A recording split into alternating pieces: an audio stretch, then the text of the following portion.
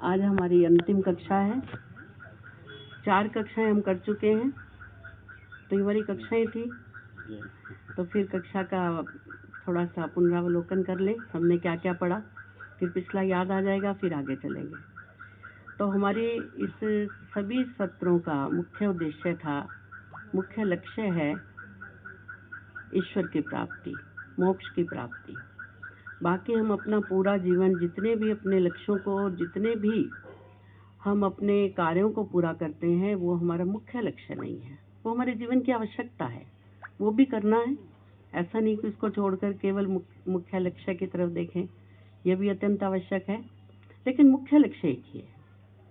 आप वेदों को पढ़िए, शास्त्रों को पढ़िए, सत्यार्थ प्रकाश को पढ़िए, एक ही मुख्य लक्ष्य बताया है कि आप मनुष्य योनि में हैं, सर्वश्रेष्ठ योनि में हैं, तो एक ही लक्ष्य है कि आप ईश्वर को प्राप्त करें, मोक्ष को प्राप्त करें। भले ही वो एक जन्म में नहीं होगा, प्रारंभ तो करना पड़ेगा, और जब प्राप्त होगा तो वो एक ही तो जन्म होगा।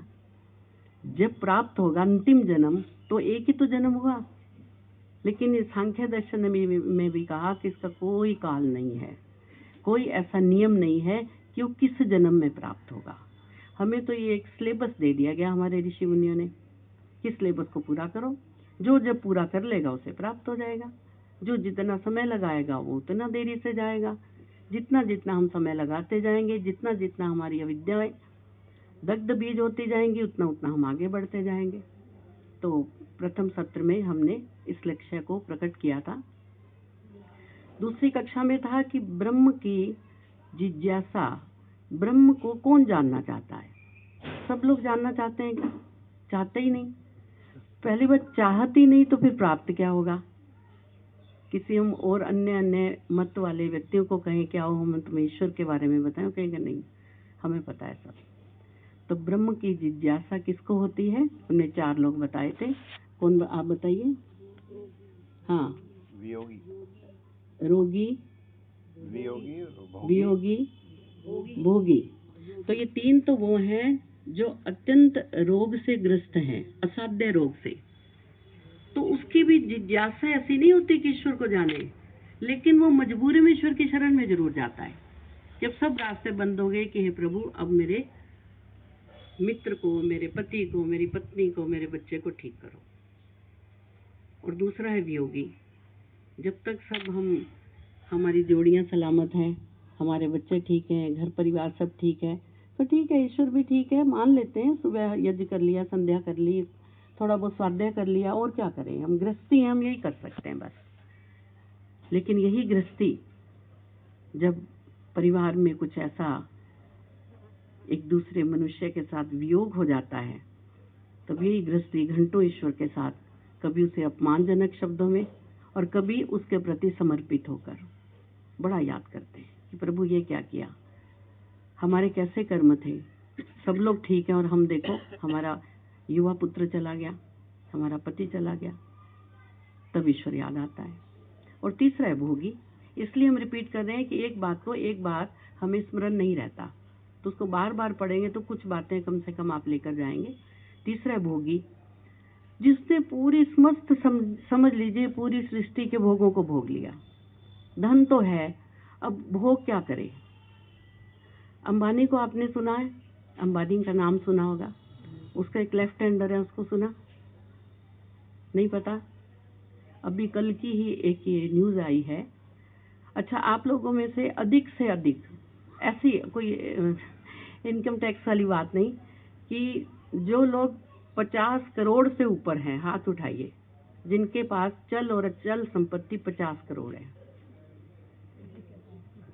कोई नहीं है? कोई होगा? कोई आप बताइए। फिर भी आप ऐसा मत सोचिए कि कुछ हो जाएगा, आप बिल्कुल झूठ नहीं, आप स्पष्ट बोलिए कि जिसके पास 50 करोड़ से ऊपर संपत्ति हो। कोई है ऐसा यहाँ? नहीं है? अच्छा, हमारे पास तो 50 करोड़ से ज्यादा है। आपके पास है 50 करोड़, ठीक है, संपत्ति है ना? ठीक है, और भी कोई होंगे, चलो बता नहीं रहे, कोई बात नहीं। तो अंबानी के एक लेफ्ट हैंडर हैं, कोई गुप्ता जी हैं, राकेश गुप्ता या ऐसा कुछ नाम, उन्होंने कल ही जैन धर्म से दीक्षा लेकर सन्यासी हो गए। उनकी संपत्ति तो पता नहीं कितनी है, उनका जो साल का पैकेज था 27 करोड़। सोच सकते हैं आप, 75 करोड़, 75 गलती हो गई, मैंने 27 बार सुन लिया। 75 करोड़। मैं तो जब से पढ़ा मैं तो जीरो ही गिनती रही, कितनी लगती है करोड़ के पीछे। तो यही नहीं पता। बताइए, आपकी संपत्ति है और उनकी साल की आमदन है, तो उन्हें क्यों नहीं सुख मिला? वहां कुछ रह गया था? सुख तो मिलना चाहिए था ना। जितना धन है, हम यही कहते हैं हम तो बड़े अभावग्रस्त हैं, यदि हमें धन मिल जाता तो हम पता नहीं क्या करते। इतनी संपत्ति के मालिक, और एक साल में उनका 75 करोड़ का पैकेज। बुलाना चाहिए ना उन्हें, पूछना चाहिए कि तुम्हें इतना धन होते हुए भी किस चीज की न्यूनता थी। ये है तीसरे भोगी, जिन्होंने सब कुछ भोग लिया लेकिन कुछ कमी है, कुछ न्यूनता है। कुछ ऐसा लग रहा है कि जो भी मुझसे सोचते सब कुछ प्राप्त हो रहा है, लेकिन कुछ ऐसा है जो पता नहीं क्या है, बता ही नहीं पा रहे क्या कमी है। तो वो व्यक्ति अपनी कमी को कैसे पूरी कर रहा है? सब छोड़ दिया, जैन धर्म में दीक्षा ले ली और सन्यासी हो गया। अद्भुत है ना। हम छोड़ पाएंगे? हमारे पास तो इतनी संपत्ति भी नहीं, जो थोड़ी बहुत है हम वो भी नहीं छोड़ पाते। चलिए कोई बात नहीं, इस पर विचार करेंगे। विचार इसके पीछे ये है कि संसार की सारी संपत्ति मिलकर भी हमें वो सुख नहीं दे सकती जो परमपिता परमात्मा की शरण में मोक्ष में प्राप्त होता है। मुख्य उद्देश्य ये है।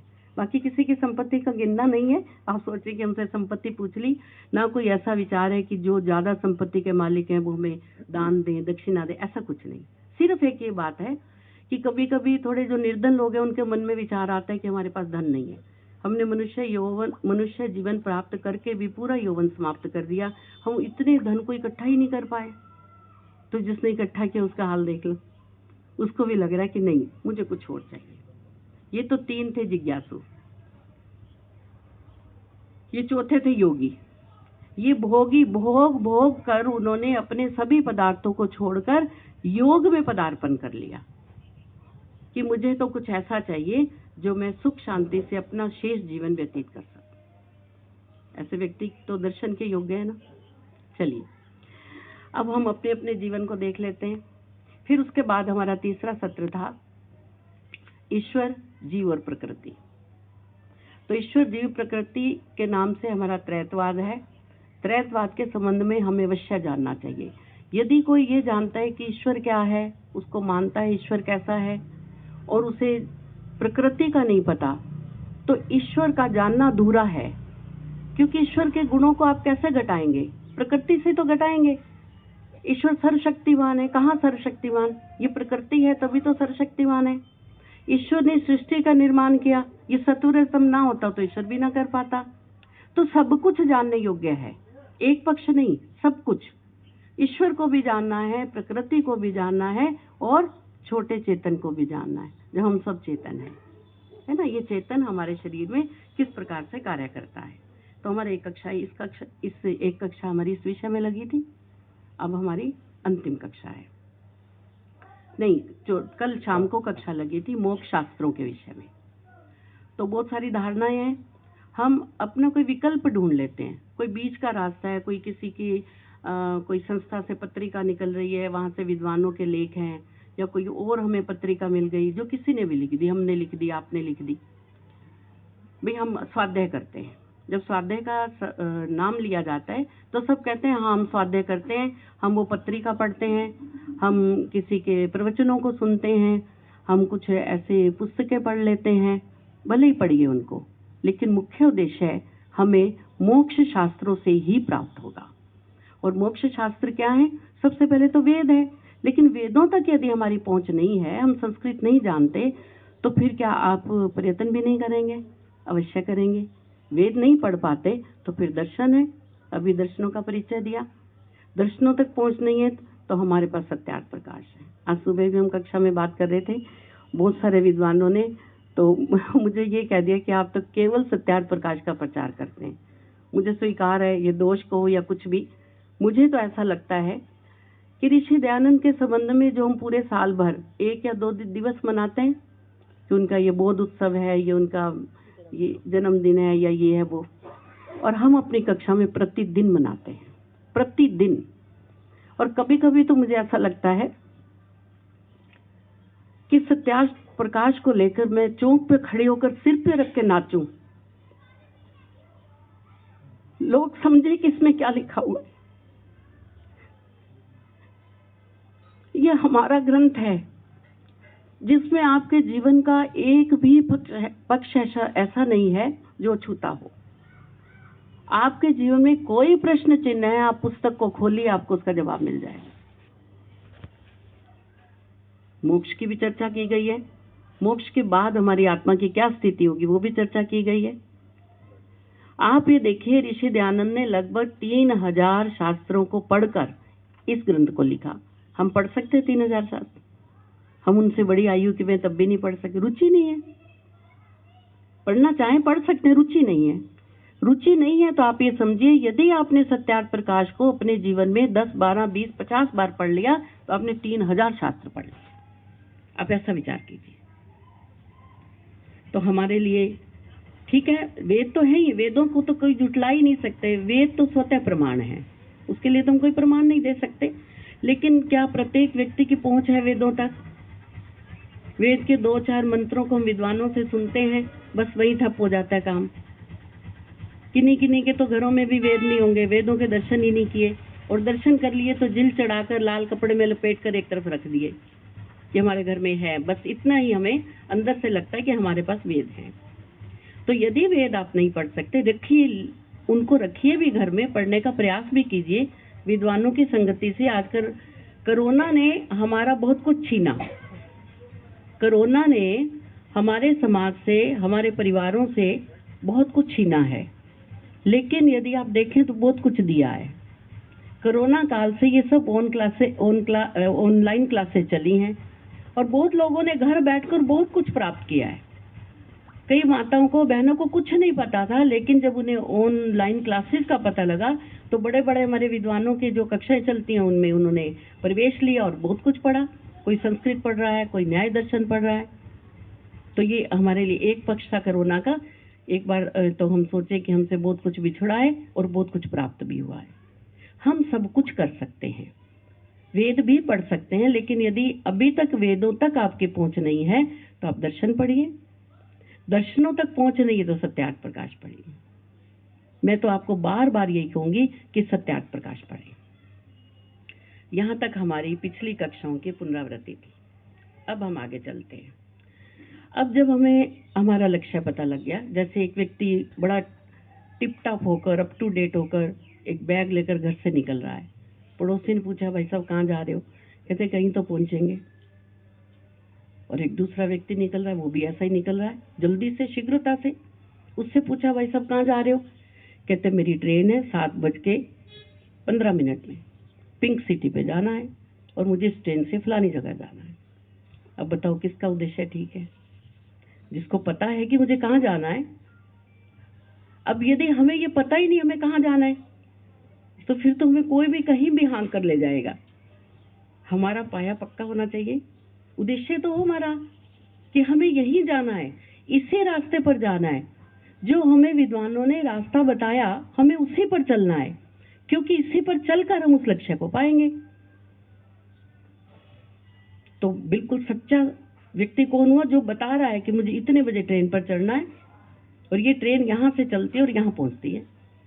वो अपने लक्ष्य तक भी पहुँच जाएगा। जिसको पता ही नहीं, जैसे हम अपने बच्चों को, जब छोटे बच्चे हैं तो उन्हें कहते हैं बेटा बड़े होकर क्या बनोगे, तो माता पिता शुरू से डटवा देते हैं, बेटे डॉक्टर बनना है तुम्हें। तो जब मेहमानों के सामने पूछते हैं क्या बनोगे, कहते हैं डॉक्टर बनूंगा।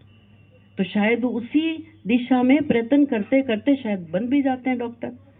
कुछ बच्चों से पूछो, कहते जी पता नहीं क्या बनेंगे, बड़े होकर देखेंगे क्या बनेंगे।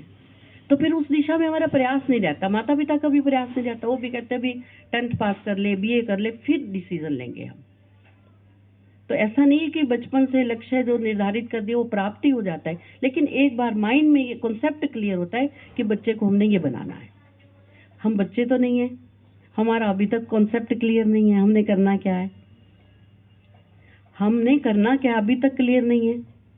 तो कम से कम अपना लक्ष्य निर्धारित कीजिए। प्रतिदिन इसको 20 बार बोलिए मन में ही नहीं, जोर जोर से बोलिए। एकांत कमरा देख के रोज बोलिए कि मेरे मनुष्य जीवन का मुख्य उद्देश्य मोक्ष प्राप्ति है, मुझे मोक्ष प्राप्त करना है। मेरा जीवन निकलता जा रहा है, मेरे जीवन के 50 साल निकल गए, लेकिन जो जीवन बचा हुआ है वो अत्यंत बहुमूल्य है। आयु की कोई सीमा नहीं। आपके घुटने काम नहीं कर रहे, कोई बात नहीं। घुटनों से आपने ईश्वर को भाग के पकड़ना है क्या? कहीं रेस लगेगी कि वो रहा ईश्वर, चलो जो भाग सकता है घुटने ठीक है वही पकड़ सकता है? कोई बात नहीं। जैसी परिस्थितियां आपको मिल रही हैं, सभी को सभी परिस्थितियां कभी अनुकूल नहीं मिलती। जब घुटने ठीक थे तब क्या किया?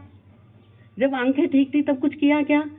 अब घुटने ठीक नहीं है तब भी करो। ये हमारे लिए दंड है कि जब सारा शरीर बिल्कुल ठीक था, स्वस्थ था, घर की सब परिस्थितियां बड़ी अनुकूल थी, तब हमने नहीं किया। आज हमें समझ आ गई है, तब दुगना समय लगाओ। कोई बात नहीं, नहीं मिलेगा, आप अच्छे लक्ष्य की तरफ बढ़ रहे हो। ईश्वर अन्यायकारी नहीं है। आप यदि किसी लक्ष्य को प्राप्त करने के लिए मन से, सत्यता से उसके लिए आप प्रयत्न कर रहे हैं, तो पूरा नहीं प्राप्त होगा, कुछ तो प्राप्त होगा। उस रास्ते पर तो चलोगे। एक जन्म में मोक्ष मिलने वाला नहीं, हम सब जान गए। तो फिर क्या हार कर बैठ जाएं? फिर प्रयत्न नहीं करें? करेंगे, अवश्य करेंगे। सबको करना चाहिए, क्योंकि हमारा एक ही लक्ष्य है, ईश्वर को जानना, मानना, समझना, ईश्वर के सगुण रूप को जानना, उसके निर्गुण रूप को समझना, अष्टांग योग पर अपने जीवन को अपना आधार बनाना कि अष्टांग योग क्या कहता है। हमें शास्त्रों को पढ़ना, जिस शास्त्र को आप आसानी से पढ़ सकते हैं उसको कई बार पढ़िए। जहाँ पर आपको समस्या है, हमारे विद्वान जन हैं, उनके पास आइए, बैठिए, उनको बुलाइए। एक विद्वान, एक हमारे भाई साहब थे, उनके घर में गीता पढ़ाने जाया करते थे और उन्हें वो पेमेंट करते थे कि आप आइए, आप प्रतिदिन का लीजिए, हमें गीता में रुचि, हमें गीता को पढ़ना है। उन्होंने पढ़ी आधी अधूरी जब भी, फिर कुछ ऐसे ही प्रवचन हुए, कुछ समझ आई बात, तो मैंने कहा आप इतना धन भी लगा रहे हैं, इतना समय भी लगा रहे हैं, हमारे अपने, चलो गीता भी ठीक है, हम रोज क्रिटिसाइज नहीं करें, तो आप शास्त्रों को पढ़िए, कुछ संस्कृत सीखिए, सत्यार्थ प्रकाश सुनिए उनसे। इतनी आसान नहीं है कि आप एक ही बार पढ़ लेंगे तो आ जाएगी। तब उन्हें थोड़ी सी बात समझ आई, फिर उन्होंने उनसे दर्शन पढ़ना शुरू किया। पहले थोड़ा संस्कृत का ध्यान लिया, फिर उसके बाद संस्कृत पढ़ना शुरू किया। आज वो व्यक्ति 10 लोगों को एक साथ जवाब दे देता है और वो बड़ा धन्यवादी है कि केवल गीता से मैं ये तर्क वितर्क नहीं कर सकता था, लेकिन जब से सत्यार्थ प्रकाश को पढ़ा, मेरे अंदर तो ऐसा एक खजाना मिल गया, मुझे मेरे हर सवाल का जवाब मिल गया। अब उन्हें इतनी लगन लग गई कि सत्यार्थ प्रकाश के बाद उन्होंने सांख्य दर्शन भी पढ़ा और अन्य दर्शन भी पढ़ा। तो हमारा उद्देश्य हमें स्पष्ट हो गया, हमारा मार्ग स्पष्ट हो गया। हमारे ऋषि मुनियों ने, हमारे आगे पुरोधाओं ने हमारा मार्ग ये पगडंडी के रूप में हमें बता दिया है। आपको मार्ग खोजने की आवश्यकता नहीं कि उस मार्ग पर चलने के लिए हम क्या करें, कैसे प्रयास करें, किससे पूछें, अपने जीवन को कैसे चलाएं। ये सब कुछ उन्होंने अपने जीवन का, सब कुछ कि आप अपना जीवन कैसे चलाएं, सब शास्त्रों में है। आपको कोई कठिनता नहीं है। कहीं आपको भाग के ऐसे स्थान पर नहीं जाना पड़ेगा जहां पर वो व्यक्ति, वो जो भी हैं लोग, वो खुद अविद्या से ग्रस्त हैं और आपको भी अपनी विद्या से हटा दें। वहां जाने की आवश्यकता नहीं, आपके पास सब कुछ है अपने पास। चलिए अब आगे चलते हैं। यहाँ से मेरा समय शुरू होता है समय तो वही है, लेकिन यहाँ से आज की बात शुरू होती है अब है अपना अवलोकन, सेल्फ, अपने आप को देखना कि हम कितने पानी में हैं, कहाँ पर खड़े हैं। हम अभी तक के कितने, याद भी नहीं होगा जिन्होंने शिविर अटेंड किए हैं, कि 15 या 20 या 18 या 22, और कितने विद्वानों से आपने प्रवचनों को सुना। आप यदि लिखने लगे तो आप याद नहीं होगा आपको, यानी कि अनगिनत। अभी तक कितने प्रवचन सुन लिए होंगे ना, कितने शिविरों में गए, कितने आर्य समाजों में भाग लिया, और जो कुछ भी सुना आपके हृदय में उसके संस्कार पड़ गए, पक्का हो गया कि ये है। इतना कुछ सुनने के बाद हमने इतना कुछ पढ़ने के बाद बस अपने आप को नहीं पढ़ा, बहुत सारे शास्त्रों को पढ़ लिया, बहुत कुछ सुना, हमने ना तो अपने अंदर की आवाज सुनी और ना ही अपने आप को पढ़ा। अब आप अपने आप को पढ़ना शुरू कीजिए, अपने भीतर की आवाज सुनिए। जब हम बार बार एक बात को कहते हैं कि परम पिता परमात्मा हमारी आत्मा में भय, शंका, लज्जा उत्पन्न करता है और अच्छे कार्यों के लिए उत्साहित करता है, तो ये क्या किसी एक के लिए करता है? क्या विद्वानों के लिए करता है या किसी और मत वालों के लिए, किसी और देश वालों के लिए? वो सभी के लिए करता है, इसलिए तो सर्वव्यापक है। तो सभी के लिए करता है, तो क्या आप उस आत्मा की आवाज को सुन पाने में सक्षम हुए हैं? क्या आप जब गलत रास्ते पर चल रहे होते हैं आपको आवाज सुनाई देती है? जिसको सुनाई देती है फिर वो रुकता है या नहीं? रुकना चाहिए या नहीं? यदि भीतर हमारे भय, शंका, लज्जा है, हमें पता चल रहा है कि रास्ता गलत है, तो हमें रुकना चाहिए या नहीं? रुकना चाहिए, रुकते ही नहीं। पहली बात तो आवाज ही नहीं सुनाई देती। क्यों नहीं सुनाई देती? अभी यहाँ बच्चे बैठे हुए थे, बच्चों की आवाज यदि विद्वान की आवाज से तेज है तो आप इनकी आवाज सुन पाओगे? नहीं सुन पाओगे। यदि उनकी आवाज धीरे है तो आप इनके प्रवचनों को ठीक से सुन पाओगे। तो हमारी जीवात्मा में जो परमात्मा हमें संकेत करता है, संकेत का मतलब क्या होता है? कोई आवाजें लगाकर संकेत किया जाता है? संकेत तो इशारा होता है। यहाँ से मैंने इशारा किया पानी, वो समझ के पानी ला के रख दिया। तो परमात्मा संकेत ही तो करता है। वो संकेत हमें सुनाई नहीं देता। क्यों? हमारे भीतर राग, द्वेष, अविद्या, अकंठ हम डूबे हुए हैं, शुद्धता नहीं है।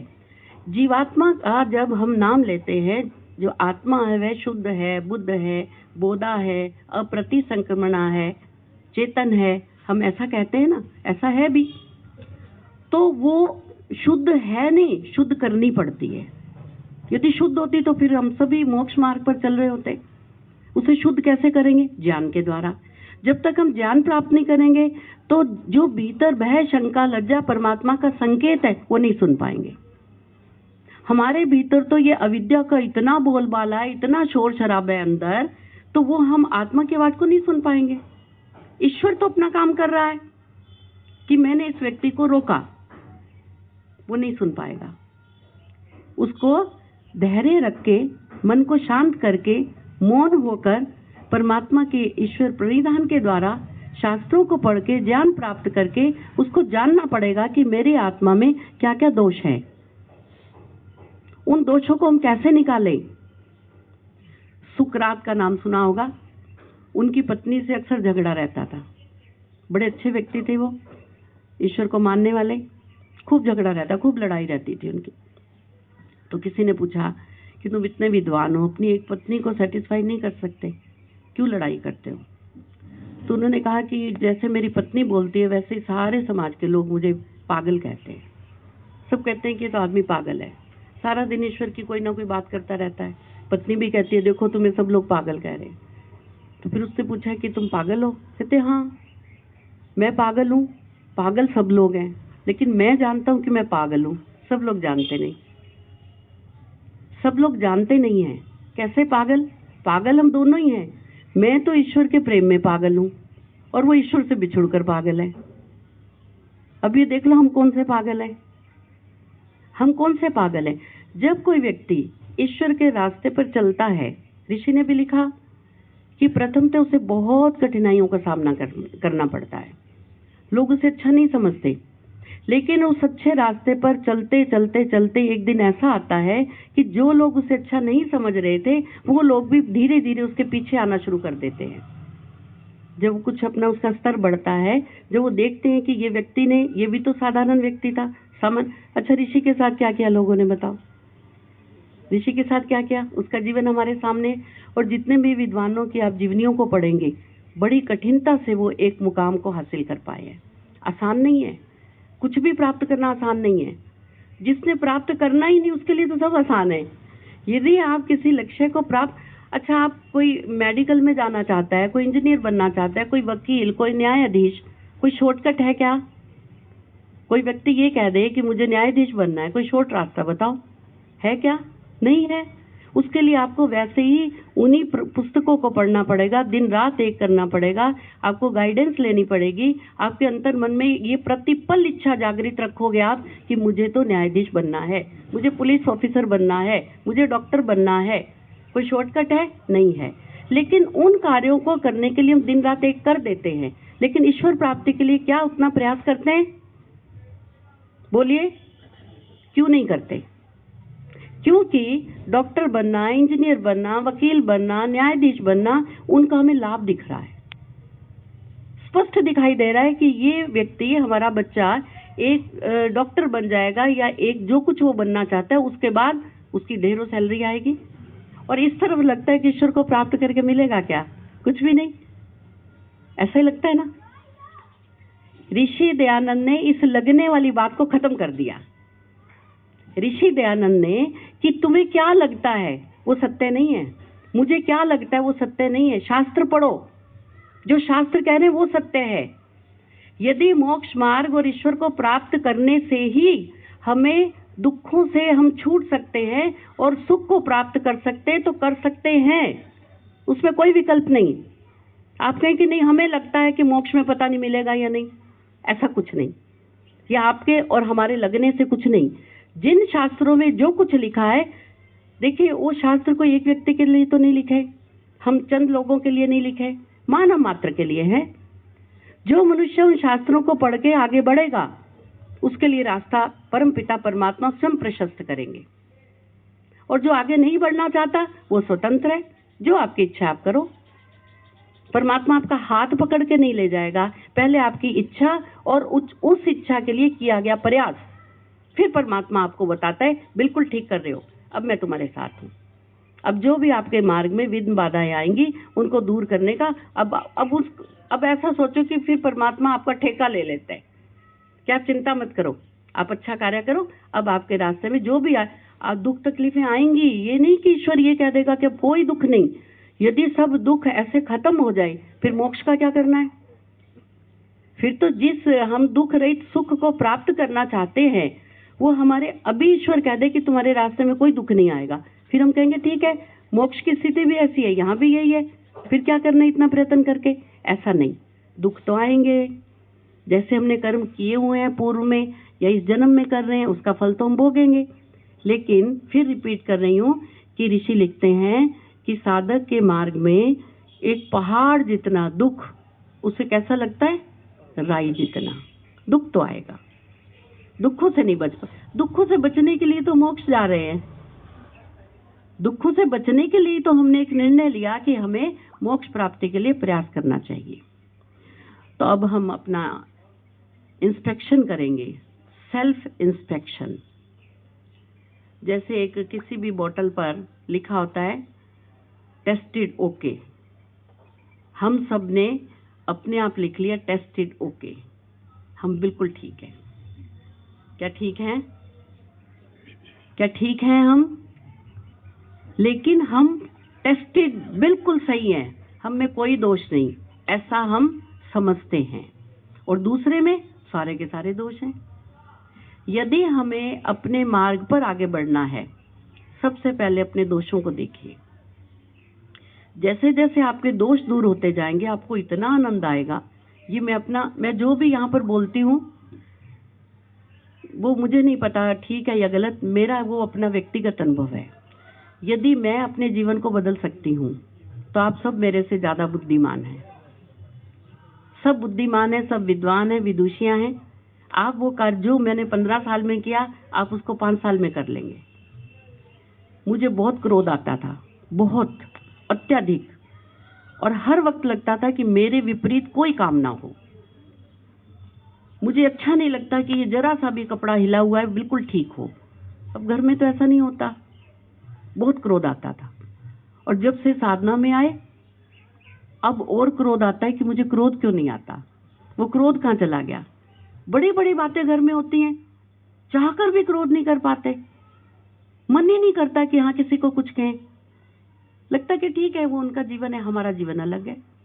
बहुत सारे दोष ऐसे निकले कि मैं वो दोषों के निकलने से भी मैं कई बार परेशान हो गई कि मुझे यहाँ क्रोध करना चाहिए था, क्यों नहीं क्रोध आ रहा, आ ही नहीं रहा। किसी और अपने को मिलकर मेरे हृदय में ऐसी भावना ही उठ जानी चाहिए थी, क्यों रे तुम बड़े दिन बाद मिले हो। भावना ही नहीं उठ रही, मुझे तो किसी और से मिलना है। इन सब से मिल लिया, खूब इनसे सुख ले लिया, सुख दे दिया, सब रिश्ते नाते सबका सुख ले लिया। जो कुछ भी संसार से प्राप्त करना था, प्राप्तम प्राप्तव्यम, सब सुख ले लिए, विदेशों के भी ले लिए, यहाँ के भी खूब अच्छे से अच्छा खा लिया, अच्छे 5 स्टार 7 स्टार होटल में भी रह लिए। अब उन्हीं को हम रिपीट करने से कुछ ज्यादा सुख होगा क्या? फिर तो हम उसमें सुख अनुशाई राग, फिर तो हम राग में ही फंसेंगे। और ईश्वर कहता है कि राग को छोड़ो, द्वेष को छोड़ो, आप इस मार्ग पर चल के देखिए। बार बार मैं इसलिए कह रही हूं कि आप चलकर देखिए, बस बड़ा आनंद आएगा, बहुत आनंद। आप शब्दों में नहीं बता पाएंगे। आपने इस प्रकृति से जुड़कर इस धन के संबंध में एक उदाहरण से देख लिया कि आवश्यकता से अधिक धन भी हमें मोक्ष की तरफ नहीं ले जा सकता। उस व्यक्ति ने इसलिए छोड़ा कि ये मेरे मार्ग में कांटा है, मुझे इसको छोड़कर अब योगी बनना है, मेरा मार्ग तो कोई और है। तो ये प्रकृति तो होगी दूर। अब इस प्रकृति से हम अपने जो हमारी इंद्रियां हैं वो किस प्रकार से संबंध हैं और किस प्रकार से उनको विषयों से हटाना है, इसका आप प्रयास कीजिए। जैसे हम एक मूवी देखते हैं ना, 3 घंटे की होती है, लगभग 2.5-3 की, ऐसे ही जैसे 3 घंटे की एक सिनेमा है, ऐसे ही हमारा जीवन है। बचपन भी बीत गया, युवावस्था भी बीत गई। जिनकी युवावस्था है बड़े सौभाग्यशाली हैं कि इस युवावस्था में आप ऐसे ज्ञान को प्राप्त करना चाह रहे हैं जो 100% शुद्ध है, जो आपके जीवन का कल्याण कर सकता है। बिल्कुल आचार्य जी ने सही कहा कि कार्य तो ये युवावस्था का था, लेकिन यदि युवावस्था में नहीं किया तो सब लोगों के मेजोरिटी तो ये हम सब वृद्धों की है, तो निराश होकर बैठ जाएं क्या? नहीं, ये भी युवा है, ये भी युवा है। बाल सफेद होने से वृद्ध नहीं होता, अंदर इनका जज्बा होना चाहिए कि हमें कुछ प्राप्त करना है। आपका 2रा घंटा चल रहा है, हमारा 3रा चल रहा है, कोई बात नहीं, 3रा घंटा भी चल रहा है, अभी बेल नहीं बजी। जब तक बेल नहीं बजती तब तक हमें काम करना है, तब तक हमें पूरे जोश से। आप लोग जो लोग गृहस्थी हैं, जिनके भी गृहस्थी के कार्य खत्म नहीं हुए, पहले गृहस्थी के कार्य खत्म कीजिए, और जब खत्म हो जाएं तब फिर वो काम शुरू कर दें। और साथ साथ ये नहीं कि वो स्विच ऑफ हो गया या स्विच ऑन हो गया, ऐसे नहीं होगा। अपनी प्रवृत्ति बनाए। ऋषि ने लिखा, घर में रहकर भी आपको बिल्कुल वही काम करना है जो एक ब्रह्मचारी करता है। वैसे ईश्वर को जानना है, वैसे ही शास्त्र पढ़ने, सब कुछ वैसे ही करना है। हाँ, समय कम हो सकता है, आपकी प्रवृत्ति उसमें ज्यादा नहीं हो सकती, समय आपको कम है तो आप ज्यादा देर नहीं दे सकते, लेकिन छोड़ना नहीं। ये 3रे घंटे में आते आते ये युवा पीढ़ी बिल्कुल से तैयार हो जाए, और जो सब लोग हम 3रे घंटे में हैं, बिल्कुल निराश ना हो। कल भी आपसे कहा था कि जब हमारे ट्रेन का जो गंतव्य है, डेस्टिनेशन है, आने वाला होता है, तो हम सब अपना सामान समेटना शुरू कर देते हैं कि अब हमने यहाँ उतरना है, ये हमारा स्टेशन आ गया, अब उतरना है हमें, हम सामान समेट रहे हैं। तो अब अपना सामान समेटिए, अपनी गठड़ी जो अनावश्यक विचारों की, अनावश्यक सामानों की भरी हुई है, उसको हल्का करें। सफर करना बड़ा आसान रहेगा। विचारों को छोड़ दे। कोई क्या कर रहा है, किसी ने आपको धोखा दिया, किसी ने आपका मान सम्मान नहीं किया, एक बात अपना एक गांठ बांध ले, कोई बात नहीं। स्वामी जी ने बहुत अच्छे 3-4 में एक ऐसे वेद वाक्य दे दिए, वेदों के तो नहीं थे, ऐसे वाक्य दे दिए कि जीवन में हम आगे बढ़ सकते हैं। आपने प्रयास किया, आपका किसी ने पैसा मार लिया, नहीं दे रहा, अब आप अपना जीवन समाप्त कर दो उसके पीछे। कोई आपने बहन ने धोखा दे दिया, पत्नी से नहीं बन रही, पति से नहीं बन रही, अब सारा दिन उन्हीं के पीछे घूमते रहोगे, कोई बात नहीं, लीव इट, छोड़ो, अपना रास्ता देखो। जो आप नहीं सुधार सकते, मान लो पति पत्नी इकट्ठे रह रहे हैं, पति के विचार आपसे नहीं मिलते, कोई बात नहीं, उसकी आवश्यकताओं को आप पूरा करो, आपका कर्तव्य बनता है, आपका धर्म बनता है, खाना पीना सब कुछ दो, लेकिन अपना मार्ग मत छोड़ो। अधिक समय अपने मार्ग को प्राप्त करने के लिए लगाओ, उस मार्ग पर चलो, हमें उस लक्ष्य पर चलना है। तो ये जो हमारा 3रा घंटा चला, बहुत महत्वपूर्ण है। जीवन में आपके साथ किसने क्या किया, धोखा दिया आपको या आपने दिया, वो तो आपको ही नहीं मानेंगे। कोई नहीं मानता कि हमने किसी को धोखा दिया। हमें लगता है समाज ही सबसे बुरा है, वो हमें धोखा देता है। कोई बात नहीं, ऐसा जियो आंखें खोलकर। हर वक्त हर आश्रम का व्यक्ति, चाहे वो ब्रह्मचारी है, चाहे वो गृहस्थी है, चाहे वो वानप्रस्थी है, चाहे वो सन्यासी है, आंखें खोलकर जियो। जितनी गलतियां करोगे उतना दंड मिलेगा। आंखें खोलकर जियोगे, किस समय क्या करना है ठीक प्रकार से जियोगे, वेदों की आज्ञा को मानकर जियोगे, तो हमारा जीवन ये भी अच्छा रहेगा और आने वाला भी। नहीं तो जहां पर भी आपकी मानसिकता जरा कमजोर हुई, आपने अविद्या को ग्रहण किया या विद्या को आपने छोड़ दिया या विद्या को नहीं जाना, तो वहीं पर आपके जीवन में दुर्घटना घटी। आपकी सावधानी हटी और दुर्घटना घटी। इसलिए कोई भी कार्य करना है सोच समझ के करो। अब तक तो सब ये हमारे जो तीसरे घंटे में चल रहे हैं, सबको बहुत बुद्धि प्राप्त हो गई। मत विचार करो कि हमारे बच्चे हमारे रास्ते पर नहीं चल रहे। आपने पूरा प्रयास किया है। मैंने सबसे, बहुत सारे लोगों से इस बात पर डिस्कशन होती है कि हमारे बच्चे हमारे मार्ग पर नहीं चल रहे। भाई अपना मार्ग ठीक कर लो, नहीं चल रहे तो नहीं चले। आपने संस्कार देने का प्रयास किया, कहीं पर आपसे न्यूनता रह गई, कहीं पर आपसे कमी हुई, उसको स्वीकार करो। जब बच्चों को संस्कार देने थे तो हम धन कमाने में लगे हुए थे। अब आज हम कह रहे बच्चे हमारी सुनते नहीं सुनते, वो नहीं सुनेंगे। हमारी कमी थी, हमारी कमी थी। जब हमारी गोद चाहिए थी, जब माँ का उसे दूध चाहिए था, तब वो बच्चों को मेड पाल रही थी। तो संस्कार किसके आएंगे? अब वो पलट नहीं सकते हम। कभी कभी लगता है ऐसा, कभी कभी साधना में मुझे विचार आता है कितना समय हमने व्यर्थ गवा दिया। जैसे फिल्म होती है ना कि फिल्म खत्म होगी फिर नई शुरू होगी, क्या ये जीवन नए सिरे से दोबारा नहीं शुरू हो सकता? नए जीवन, यदि ये जीवन नए सिरे से दोबारा शुरू हो जाए तो बड़ा अच्छा जीवन बिताएंगे। हो सकता है क्या ऐसा? नहीं संभव। जो संभव नहीं है उसको छोड़ दो। जो दुख बीत चुका है, महर्षि पतंजलि ने कहा उस पर चर्चा मत करो। हो गया, उसकी चर्चा करोगे बार बार दुखी हो गए। बच्चे नहीं सुनते, छोड़ दो। अपना देखो कि हमारे कारण ये घर की स्थिति हुई है, अब उसको हम नहीं बदल सकते। अपने आप को तो बदलो। हम समाज में किसी को बदल सकते हैं? नहीं। हाँ, वो व्यक्ति बदल सकता है जो अपने आप को बदलेगा। उसका आचरण देखकर घर वाले जरूर बदल सकते हैं कि हमारे पिताजी इतने समय से आर्य समाज से जुड़े हुए हैं, कमाल हो गया, उनके विचार इतने अच्छे। वो दिन में 4 घंटे तो मौन पे रहते हैं, संध्या करते हैं, हवन करते हैं, शास्त्रों को पढ़ते हैं, हमें कोई फालतू बात नहीं करते, टोका टोकी नहीं करते, बड़े अच्छे हैं, हम भी समाज में जाएंगे। देखिए, जब सरकारें बदलती हैं तकलीफ होती है ना। जो पॉलिटिक्स में है उनको पता होगा, जब सरकार बदलती है तो एक सरकार से जब दूसरी सरकार आती है तो बड़ी तकलीफ होती है। वो पहली सरकार को लगता है कि जैसे मैंने अपना घर चलाया है वैसे ये बच्चे नहीं चला पाएंगे। चिंता ना करो, दूसरी सरकार दल बल के साथ आ रही है, आपसे भी अच्छा चलाएगी, आपसे भी अच्छा घर चलेगा। आप यदि तो देखो, सांप है वो अपनी कैंचुली को स्वयं उतार देता है, उसे बड़ी तकलीफ होती है ना, सांप के ऊपर कैंचुली होती है तो, और ठीक से रेंग नहीं पाता, ठीक से चल वो अपना जो कार्य कर नहीं पाता, तो अपनी कैंचुली स्वतः ही निकाल देता है, उतार के वो रख देता है। हमारे वहाँ एक फार्म हाउस है, वहाँ बड़े सांप आते हैं।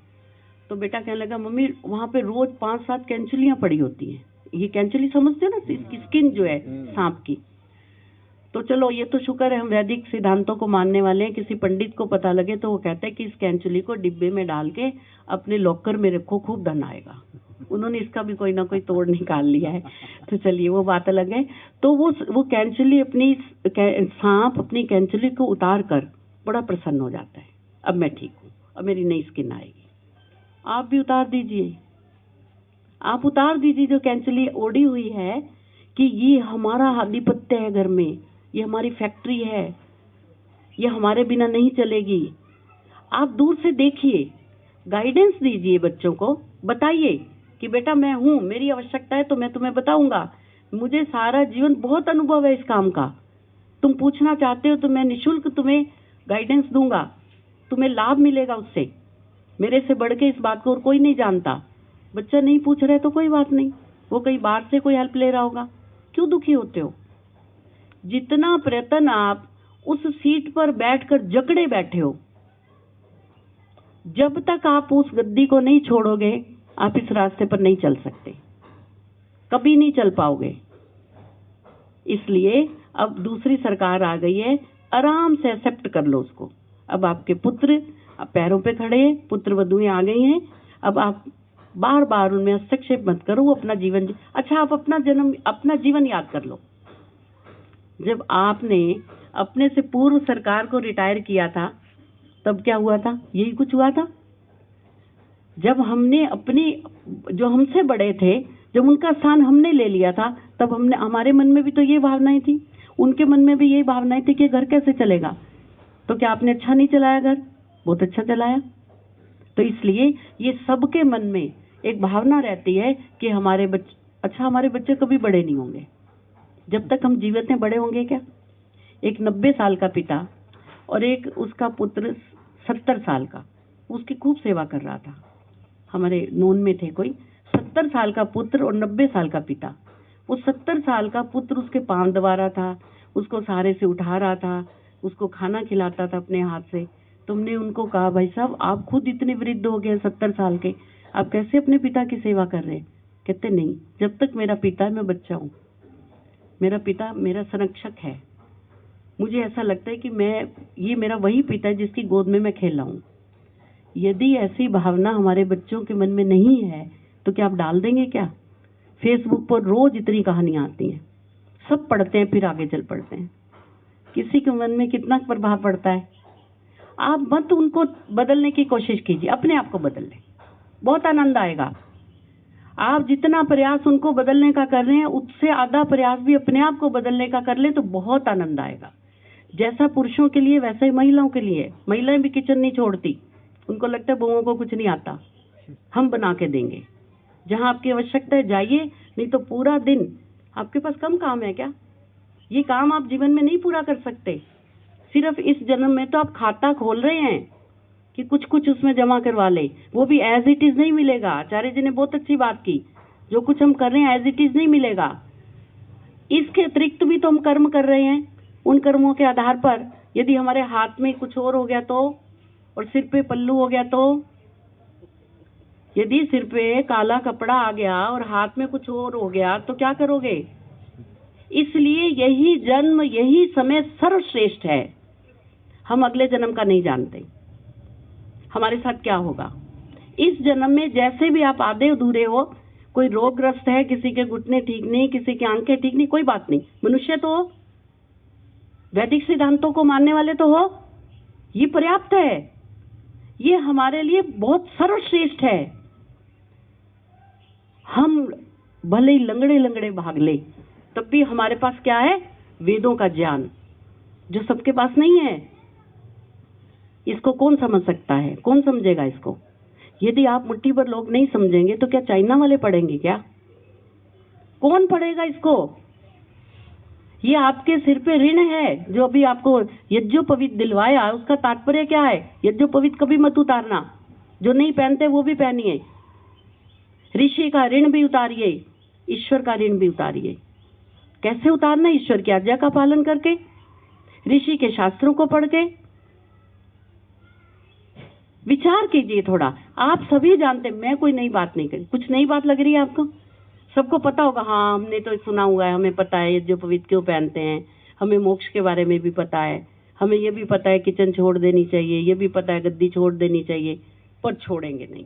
विचार कर लीजिए आप, छोड़ने से ज्यादा लाभ है। एक कॉपी ले, उस पर लिखे कि यदि हम बच्चों को अपना सब कुछ सौंप दें उसमें हमें क्या लाभ है और क्या हानि है।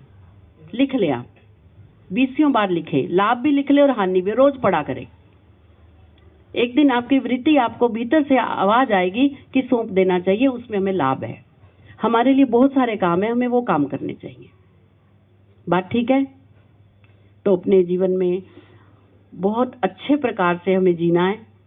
बिल्कुल चिंता ना करें, ना मृत्यु की चिंता करें। मृत्यु आएगी, हम रोक नहीं सकते उसे, लेकिन वो आएगी तो रोज डरें भी नहीं कि हाय मृत्यु ना आ जाए। आएगी, सामना करें उसका, कोई बात नहीं। हमें मृत्यु आएगी, इसको भी याद रखे, और कब आएगी ये पता नहीं।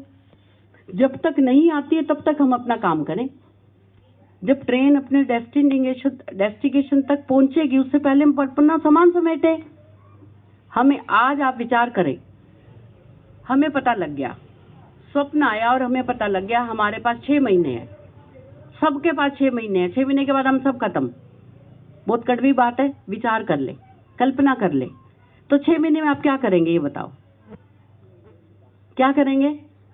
लॉकर की व्यवस्था करेंगे, धन की व्यवस्था करेंगे, बच्चों को समझाएंगे बुला के, बेटा ये बांट दिया, तुम्हें ये लेना, मैं तो जा रहा हूं, अब यही करेंगे।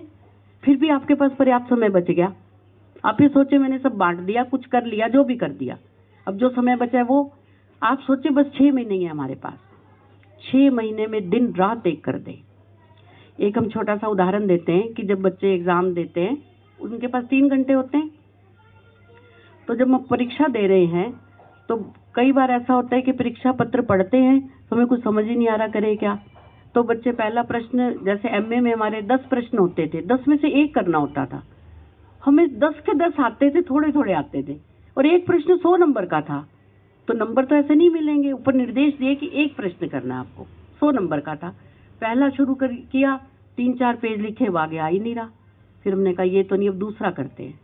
दूसरा करा, उसके 10 पेज लिख लिए, आगे नहीं आ रहा, तो 100 नंबर तो नहीं मिलेंगे। अब देख रहे हैं समय तो 1 घंटा बचा।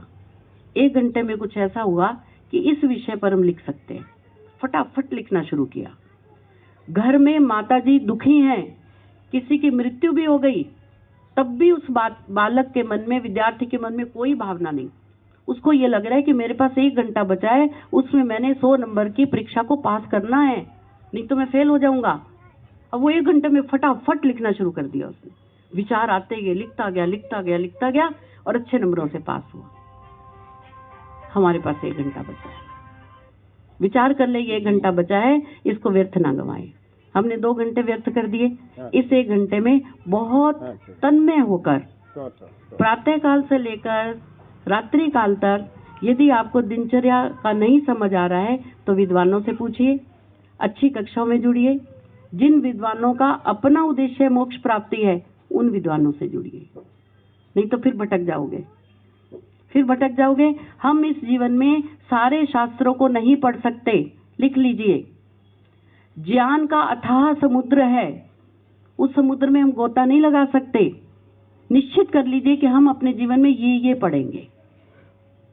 बहुत सारी बहनें, एक कक्षा खत्म हुई, अब उधर चलेगी, उधर खत्म हुई, उधर। उनसे पूछा क्या मिला आपको?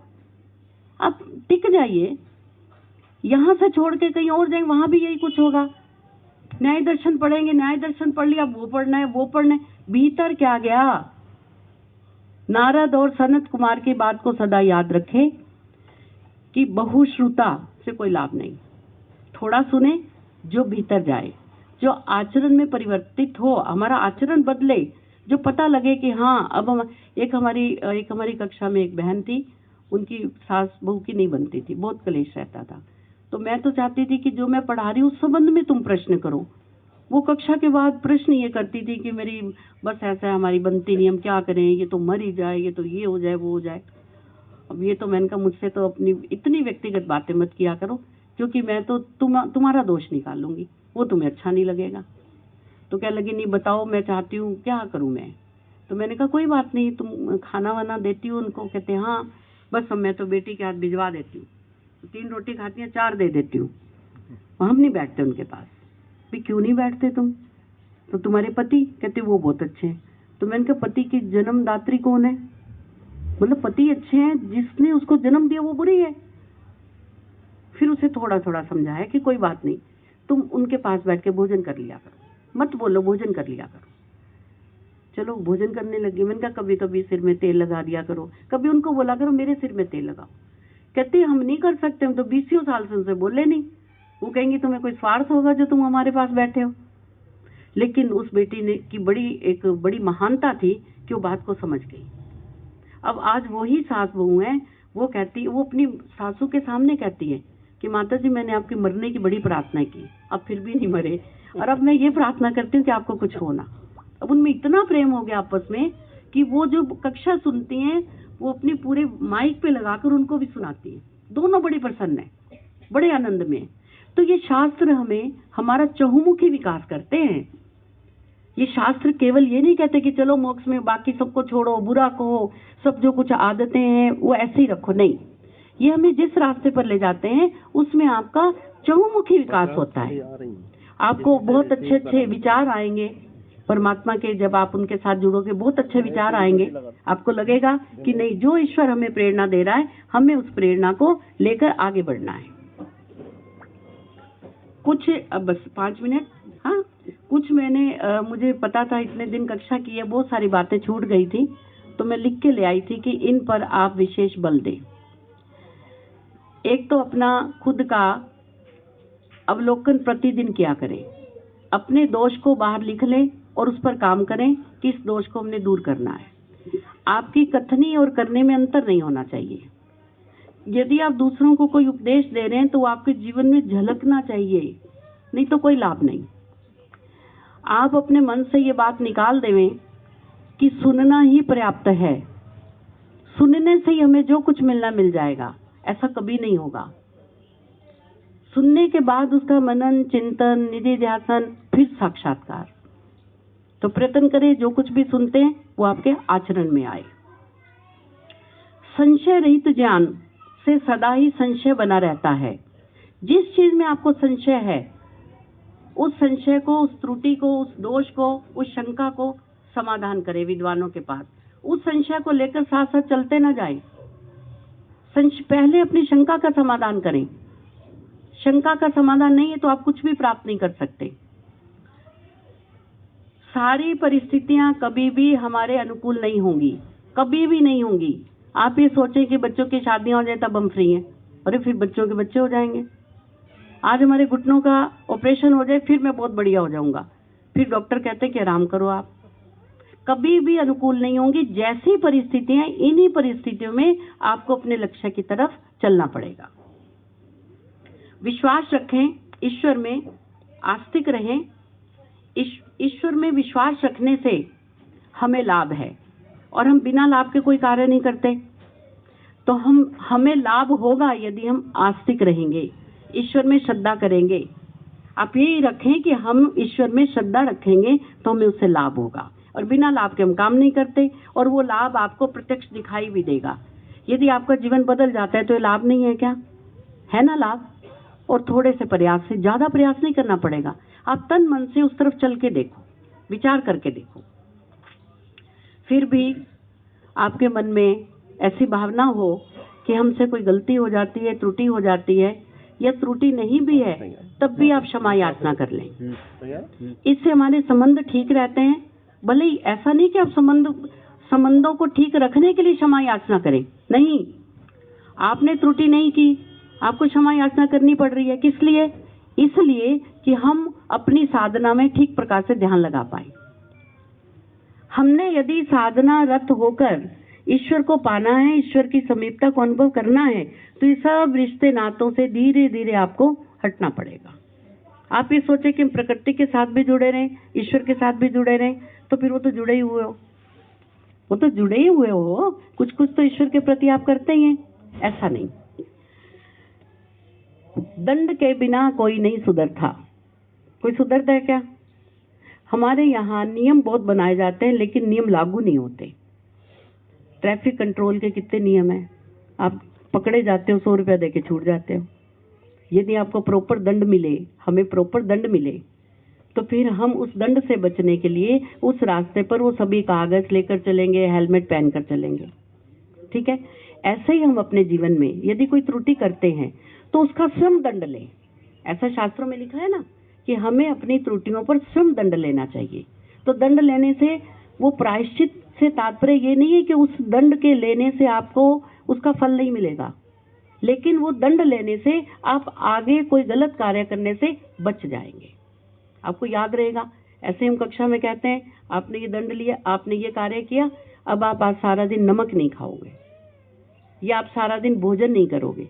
तो एक बहन ने बीच का रास्ता निकाल लिया। दूसरे दिन पूछा, आपने भोजन किया?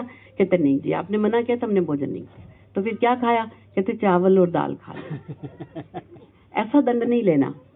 दंड लेने का तात्पर्य है कि हम अपनी कमी को दिन भर याद रखें कि हमसे ये दोष हो गया था, अब ये दोष ना हो, इसलिए हम अपने आप को दंडित करें। तो बहुत सारी बातें, बहुत सारे हमारे वेदों की बहुत सारी ज्ञान की बातें हम कभी भी किसी से भी पूरी तरह नहीं सुन सकते। तो हम विचार ये करें कि जो कुछ भी हम सुनते हैं उसको हम ठीक प्रकार से आचरण में लाएं, और आपका आचरण बोलना चाहिए कि आपने क्या क्या सुना है। आपको बताना ना पड़े, आपको कहना ना पड़े कि हमने इतने शास्त्र पढ़ लिए। आपका जीवन ही शास्त्र होना चाहिए। पता लगना चाहिए कि आप भजन बोलते हैं तो एक एक भजन में पूरा पूरा शास्त्र है। उसको, उन शब्दों को गुनिए तो सही। केवल बोलने से कोई प्रभावित नहीं होगा, भीतर देखिए वो शब्द भीतर जा रहे हैं या नहीं। लेकिन हमें सब कुछ करते हुए भी केवल उस रास्ते पर चलना है। हिम्मत मत खोना, अभी और आगे जाना है। तो लोग तो समझते हैं हम कुछ कर नहीं सकते, तो हिम्मत मत खोना, हमें अभी और आगे जाना है। जिन्होंने कहा था तेरे बस का नहीं, उनको भी करके दिखाना है ना। उनको भी बताना है कि देखो हम कर सकते हैं। ये मनुष्य योनि को हमने सार्थक किया, हम आगे चलेंगे, हम पढ़ेंगे और औरों को भी लेकर साथ चलेंगे। तो आप सबका बहुत बहुत धन्यवाद। आप सबने ध्यान से सुना। कुछ उबासियां ले रहे थे, कुछ नींद आ रही थी, कोई बात नहीं, सब एक साथ हैं, बड़ी सुबह उठे होंगे। देखिए आप इस कार्यक्रम में आए हैं, सबका स्वागत है। कोई भी कार्यक्रम बिना धन के नहीं चलता, और वो धन देने वाले भी आप ही हैं। आप में ही कोई भामाशाह है, कोई जितना जिसका सामर्थ्य है वो सहायता करता है, और बिना सहायता के तो कोई भी कार्य नहीं होता। और आपको पता होगा कि ये आर्य समाज मानसरोवर की तरफ से एक बहुत अच्छी जगह ली जा रही है, बहुत बढ़िया जगह है वो, और उस जगह के लिए थोड़ी सी कमी रह गई है। आप थोड़ा सा जोर लगाएं, अपने मिलने वालों को, उनको बताएं, उनको समाज में लेकर आया करें। उनको ये पता लगेगा कि यदि वो दान देना चाहते हैं, धन दे रहे हैं, तो कितने सार्थक स्थान पर दे रहे हैं। ऋषियों ने लिखा कि धन पात्र को दो, तो पहले देखो कि पात्र है या नहीं। आप देखो, आप आए हो, आंखें खोलकर देखो।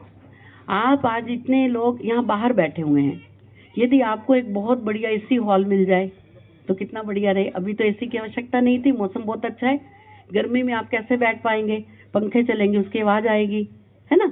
तो यदि यही कार्यक्रम हमारे किसी हॉल में हो, बहुत बढ़िया, वहाँ विद्वानों के ठहरने की व्यवस्था हो। अभी तो हम भाई साहब को तंग कर रहे हैं 3-4 दिन से, तो थोड़ा है ना, अब हमारे समाज में जगह हो तो आप सब लोग उनसे और भी लाभ ले सकते हैं।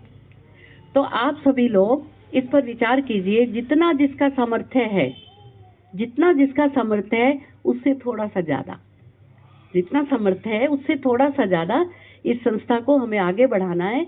और इसी प्रकार के विचार इन संस्थाओं में रखे जाते हैं। यहाँ पर कोई ऐसा नहीं कि कोई गुरुडम है, गुरु जी के पांव छुओ, गुरु जी के पांव धो और उसका चरणामृत पियो। अभी गुरु जी किसी प्रसाद को जूठा करेंगे फिर सबको मिलेगा, ऐसा है क्या यहाँ? और दूसरी जगहों पर ऐसा है ना? आप देखते हैं ना, कोई नहीं बोलेगा क्योंकि आप वहां भी जाते हैं। चलिए, आपकी स्वेच्छा है।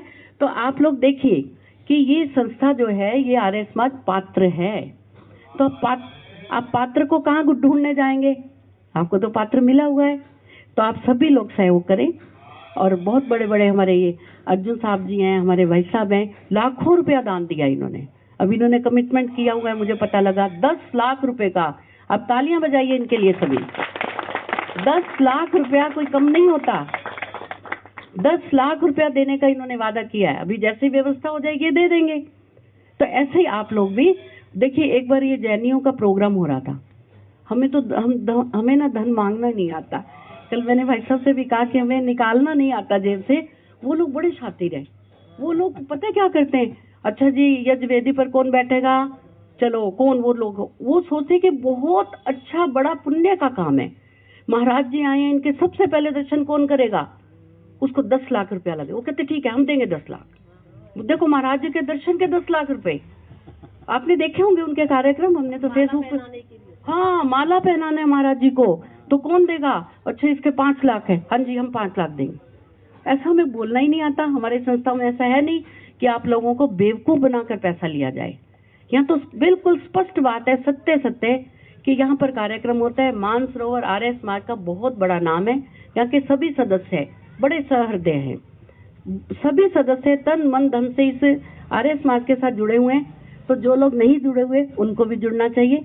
जितना आपका सामर्थ्य है आप अपने बहन भाइयों को भी बताएं कि एक संस्था है, बहुत अच्छा काम कर रही है, और यदि वो वहाँ पर जमीन ले लेते हैं, वहाँ पर हमारा आर्य समाज बन जाता है, तो आप सभी उसके सदस्य सभी लाभ उठाएंगे। तो सभी लोग ऐसा विचार बनाएं और अपने सामर्थ्य से थोड़ा सा ज्यादा दान दें, जिससे कि हमारे प्रधान जी बड़े परेशान रहते हैं। उनको लगता है कि हमारे हाथ से वो जगह चली ना जाए। वो जगह करोड़ों रुपए की है, लेकिन हमें कुछ कम कीमत पर भाई साहब ने दिलवाई। इन्होंने दिलवाई हुई है कि हाँ कम, लेकिन कम कीमत भी करोड़ों में है। कितने करोड़ की है? 1.25 करोड़ की है। मतलब कम कीमत भी 1.25 करोड़ की है। तो 1.25 करोड़ भी इकट्ठा नहीं हो, लेकिन काफी कुछ इन्होंने मेहनत की। अब इनके पिताजी ने बहुत दूर रहते हैं वानप्रस्थ में, वहां से भी भेजा, चाचा जी ने भी, और सभी लोग मेहनत कर रहे हैं। सभी लोग मेहनत कर रहे हैं। मुझे, मैं सभी को नहीं जानती, क्षमा करें। तो सभी लोग दे रहे हैं, लाखों रुपया दे रहे हैं। भाई साहब ने भी दिया 5 लाख रुपया। और इनकी तो जो थैली है ना, हर वक्त खुली रहती है। इनकी थैली हर वक्त खुली रहती है। 5 लाख तो इन्होंने एक मुश्त में दिया। हाँ जी, वही मैं कह रही हूँ कि 5 लाख तो, अब देखो इनसे अर्जुन देव जी आगे निकल जाए तो हमें तो अच्छा नहीं लगेगा। तो उन्होंने 10 लाख देने, तो कम से कम 10 तो बनते हैं। तो बाकी आप लोग सब, मैं नहीं जानती आप सब लोगों को, आपकी आर्थिक स्थिति। वैसे मैंने पूछा तो इसीलिए था कि कोई बताओ कौन करोड़ों में है। आपने बताया ही नहीं। चलिए कोई बात नहीं, एक भाई साहब ने बताया, इनसे भी आप मिलिए पर्सनली, है, इनको कभी भोजन पे बुलाएं। फिर भी अच्छा भोजन करवाएं इनको, बढ़िया पक्का भोजन। तो ऐसे ही हम सब लोग हंसते रहे, ईश्वर की तरफ चलते रहे, अपने इस जीवन को सार्थक बनाएं। बस एक ही बात याद रखें, ये मनुष्य योनि बार बार मिले इसकी कोई गारंटी नहीं, और मिल भी गई तो ऐसे मिले इसकी तो बिल्कुल गारंटी नहीं।